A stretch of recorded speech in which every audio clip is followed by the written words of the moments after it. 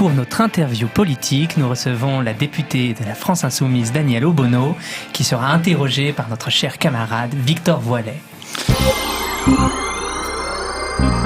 La Grâce matinale, l'interview politique.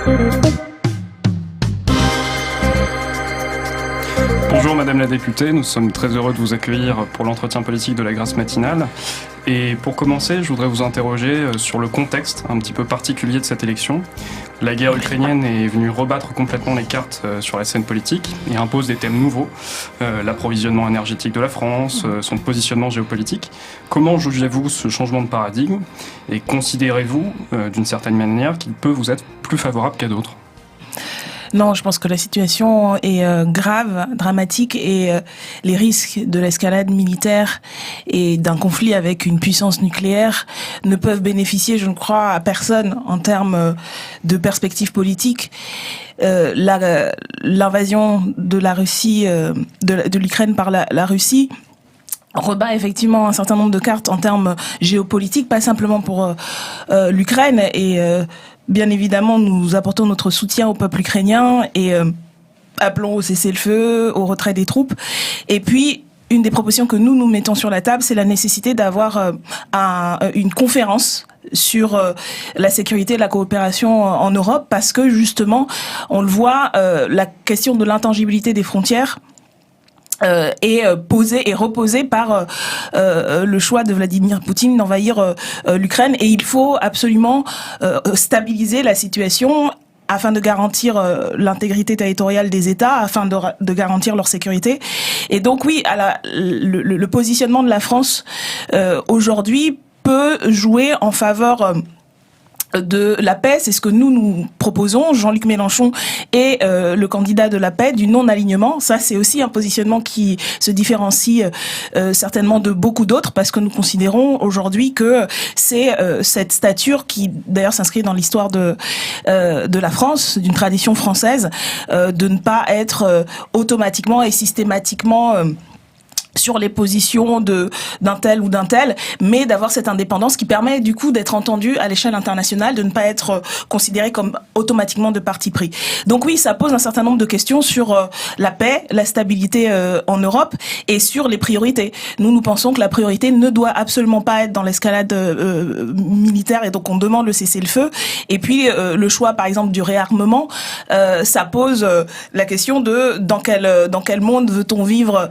Est-ce qu'on doit mettre les efforts dans la nécessaire bifurcation écologique, la question de la souveraineté, par exemple énergétique, ça nécessite de planifier tout cela. C'est pas du jour au lendemain, effectivement, qu'on va fermer le robinet de gaz ou de pétrole russe, mais ça montre justement l'urgence de s'attaquer à cette question, de mettre l'effort sur ces questions.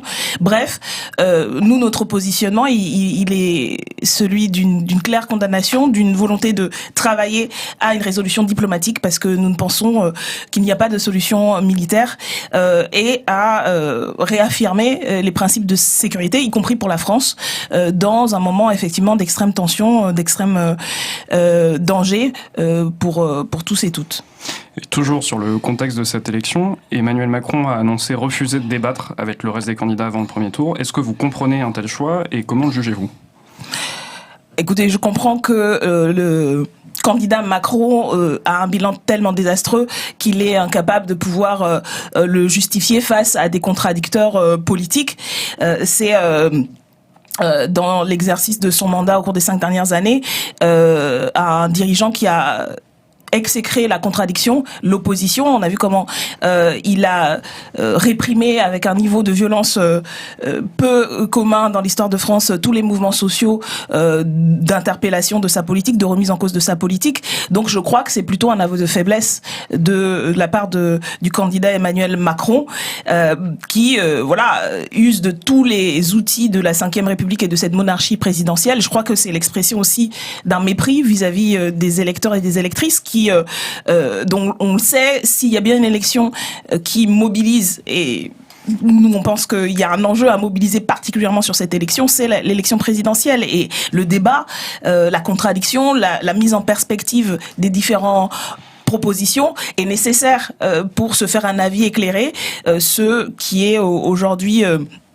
impossible vu le refus du candidat Emmanuel Macron de s'y confronter. Je pense que voilà, c'est à la fois aveu de faiblesse, l'expression d'un mépris du débat démocratique, et je crois que ça n'empêchera pas les Français et Françaises de se rappeler à quel point elles et ils ont souffert sous ce mandat et à quelle urgence il y a à mettre un terme aux politiques qui promet d'ailleurs de continuer avec une virulence particulièrement inquiétante. J'aimerais à présent vous interroger sur les mesures d'urgence que vous comptez prendre pour endiguer la hausse des prix de l'énergie.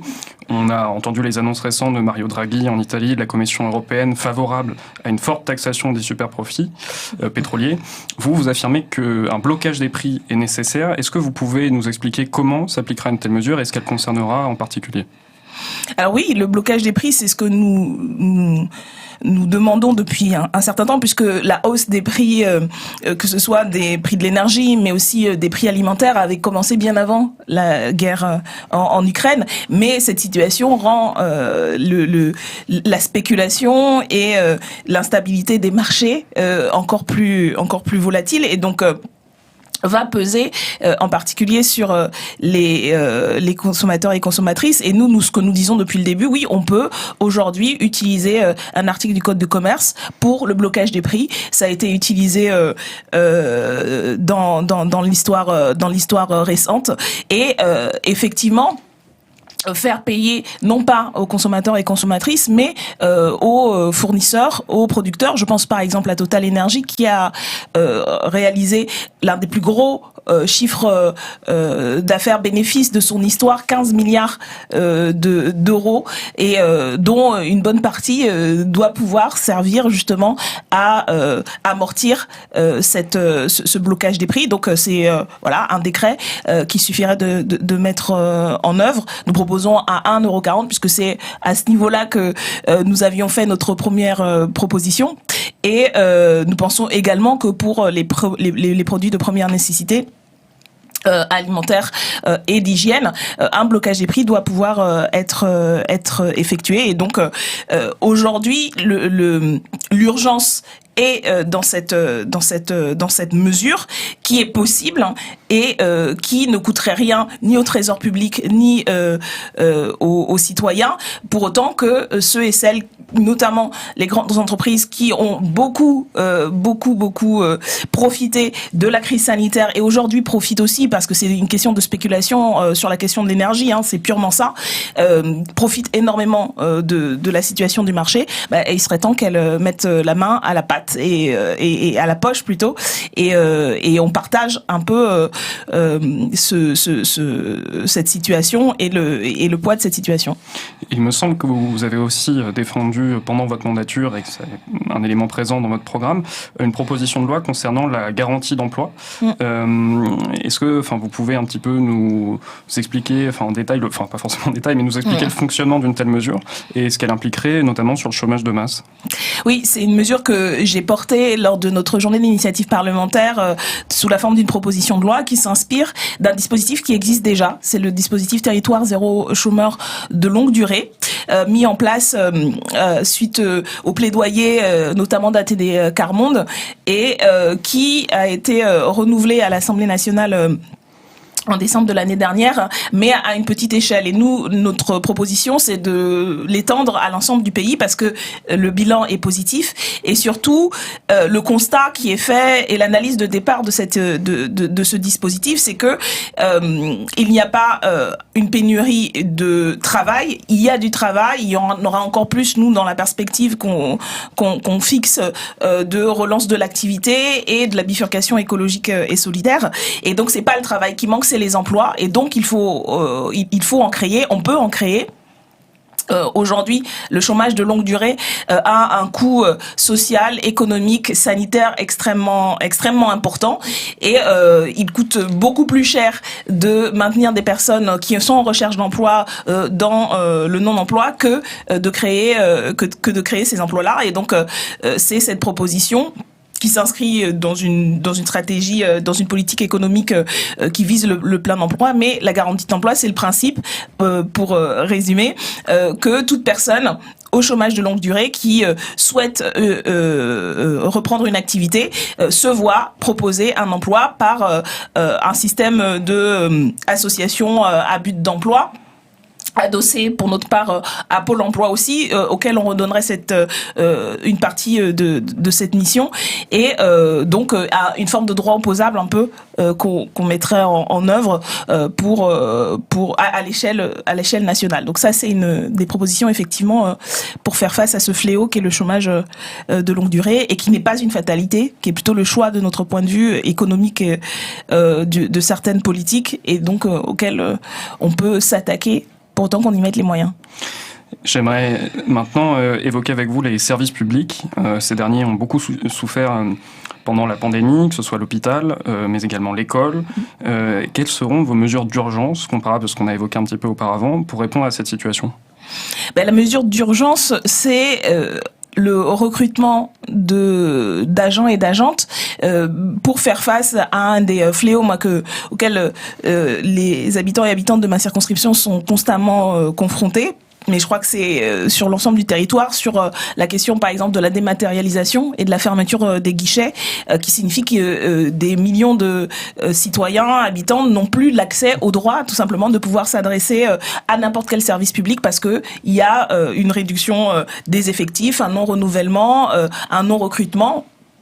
Et donc, voilà, une des premières mesures, c'est de réouvrir des guichets, de recruter du personnel, un personnel au statut sécurisé, avec l'enjeu de titularisation de l'ensemble des contractuels qui sont très nombreux et très nombreuses dans la fonction publique. Je pense notamment à l'éducation, mais il y a dans tous les secteurs malheureusement, et la revalorisation du statut et des rémunérations, avec un dégel du point d'indice. Donc oui, nous pensons que les services publics sont notre richesse collective, c'est le patrimoine de celles et ceux qui n'en ont pas, et donc c'est aussi une des bases de cette société solidaire, résiliente, qui est nécessaire aujourd'hui de mettre en place. C'est ce qui réduit les inégalités, et donc oui, c'est un des piliers de notre politique de relance de l'activité et de renforcement de la solidarité. Donc nous mettrons le paquet sur l'hôpital, sur l'éducation, sur les transports, et créant aussi de nouveaux services publics comme un pôle public du médicament ou un pôle public de l'énergie. Et certains, justement, ont pu parfois critiquer des prises de position de la France Insoumise vis-à-vis des corps de police, de gendarmerie, et vous avez pourtant choisi de les intégrer justement dans votre réflexion sur les services publics. Vous avez sorti un livret programmatique qui a été salué notamment par l'ancien ministre Pierre Joxe. En dehors de la police de proximité, quelles mesures prévoyez-vous à ce sujet ? Il me semble que vous envisagez des choses, notamment sur le statut de l'IGPN, mais pas seulement. Oui, parce que le service public de la police est au service de la population, et nous voulons et une police républicaine qui soit gardienne de la paix, et malheureusement le pouvoir au cours des 5 dernières années s'est plutôt inscrit dans une instrumentalisation de la police à des fins d'écrasement, des mobilisations sociales, et ça fait du mal à l'ensemble de l'institution, et ça ne sert pas les buts qui doivent être ceux d'une véritable police républicaine. Et donc oui, nous affirmons que nous réformerons la police et les forces de sécurité de la cave au grenier, notamment en partant sur la formation, parce que aujourd'hui la formation a été énormément réduite en termes de temps et de contenu. Donc nous remettrons du contenu et des mois de formation initialement et dans la formation continue. Donc il faut un recrutement. Il faut aussi repréciser les fonctions de la police. Nous pensons par exemple que non, la police n'est pas là pour harceler les personnes migrantes ou courir après les consommateurs et consommatrices de cannabis, qui est malheureusement une bonne partie de son activité aujourd'hui.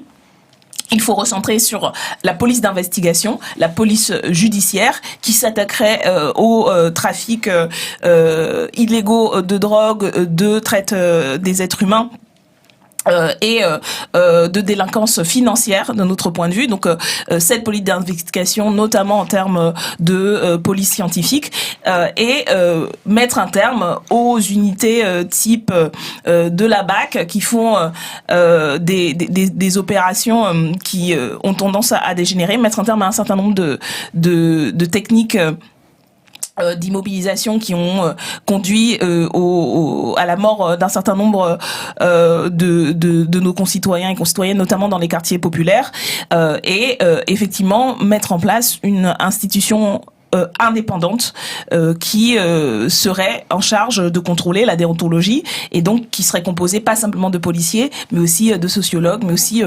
de représentants des institutions comme la défenseur des droits, etc.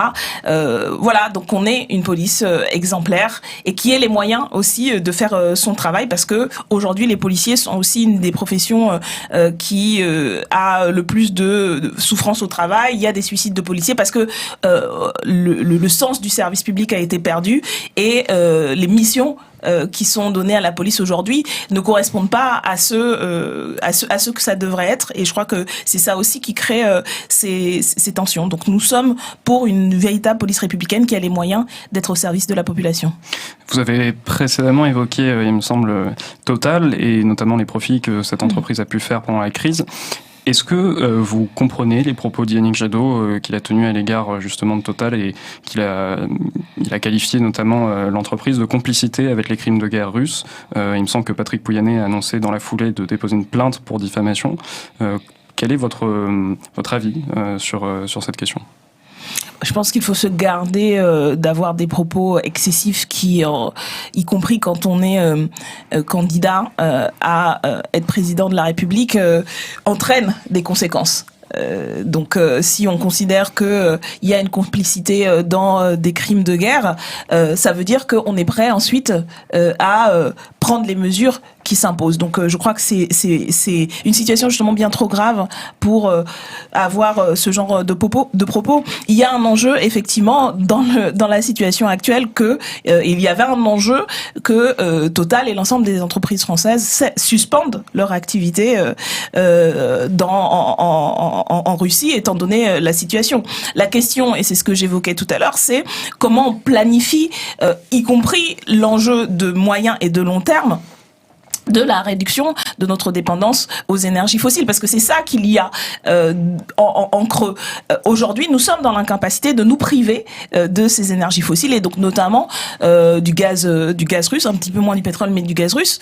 Et nous pensons par ailleurs que l'énergie nucléaire n'est pas une énergie sécurisée qui permet l'indépendance énergétique. Et je crois que la situation en Ukraine a montré aussi la problématique du nucléaire civil et de sa faillibilité en cas justement de conflit et le fait d'être une cible. Donc tout cela, il faut le planifier.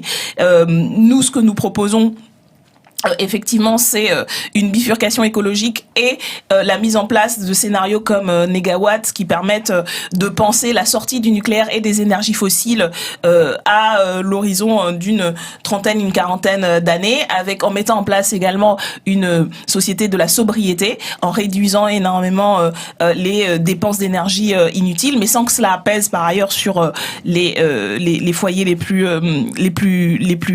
modestes, avec notamment ce que nous proposons, c'est mettre en place des tarifs progressifs, la gratuité des premiers mètres cubes d'énergie et d'eau, et puis pour ce qui est de l'usage que nous pensons des usages inutiles, que ce soit extrêmement taxé. Donc voilà, mettre en place ce genre de dispositif et investir énormément dans les énergies renouvelables. Aujourd'hui, on a sur l'ensemble du territoire national, et je pense pas uniquement à l'Hexagone, je pense par exemple aux Outre-mer, dont nous pensons que ces territoires peuvent être et doivent être à l'avant-poste du développement de ces énergies renouvelables et d'une bifurcation écologique. Donc voilà, tout ça doit être planifié, ça ne peut pas être du jour au lendemain, on peut pas prendre des décisions brusques y compris dont on n'anticipe pas les conséquences sur la population française, sur les plus vulnérables. Je rappelle que dans notre pays, il y a 12 millions de personnes en précarité énergétique qui ont déjà froid et qui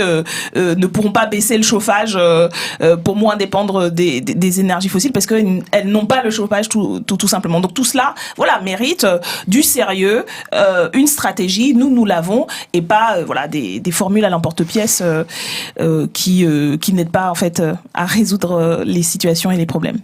Et avant la dernière question qui porte toujours sur la culture de mon camarade Thomas Peyroux, j'aimerais vous interroger de manière sincère sur justement la dynamique que rencontre Jean-Luc Mélenchon actuellement. Il bénéficie d'un certain report de voix, il est crédité aux environs de 15%.